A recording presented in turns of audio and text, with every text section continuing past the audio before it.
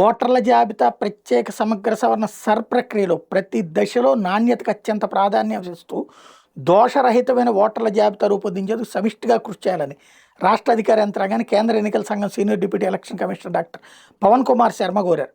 October 3న తుది జాబితా ప్రచురణ వరకు సమిష్టి కృషితో ముందుకెళ్లాలన్నారు. రాష్ట్రంలో పురోగతి మీద రాష్ట్ర సీఈఓ వివేక్ యాదవ్, అదనపు సీఈఓ ఢిల్లీ రావులతో కలిసి గురువారం జిల్లా కలెక్టర్లు, సంబంధిత అధికారులతో పవన్ కుమార్ శర్మ సమీక్షించారు. రాష్ట్ర వ్యాప్తంగా ఇప్పటివరకు 43,71,397 మంది ఓటర్లకి నోటీసులు పంపిణీ అయితే ఇందులో 16,23,774 నోటీసుల మీద క్షేత్రస్థాయిలో విచారణ కూడా పూర్తి చేసేశారు. ఈ నేపథ్యంలో నోటీసుల పంపిణీ, విచారణ ప్రక్రియలో ముందంజలో ఉన్న జిల్లాలను అభినందిస్తూ మిగిలిన జిల్లాలోనూ నాణ్యంగా, వేగంగా, పారదర్శకంగా ముందుకు తీసుకెళ్లాలని ఆయన దిశానిర్దేశం చేశారు. ఈఆర్ఓలు, ఏఈఆర్ఓలు, బిఎల్ఓలు, బిఎల్ఏలు, రాజకీయ పార్టీల మధ్య సమన్వయం, సహకారం అనేవి ఈ ప్రక్రియను విజయవంతంగా ముందుకు తీసుకెళ్లేందుకు కీలకమని, ఎవరికి సందేహం ఉన్నా నివృత్తి చేయడం, సమస్య పరిష్కారానికి ఎప్పటికప్పుడు చర్యలు తీసుకోవాలని పవన్ కుమార్ సూచించారు. ఓటర్లకు అవసరమైన సహాయ సహకారాలు సంతృప్తికరంగా అందించడంలో ప్రతి ఒక్కళ్ళు కృషి చేయాలన్నారు.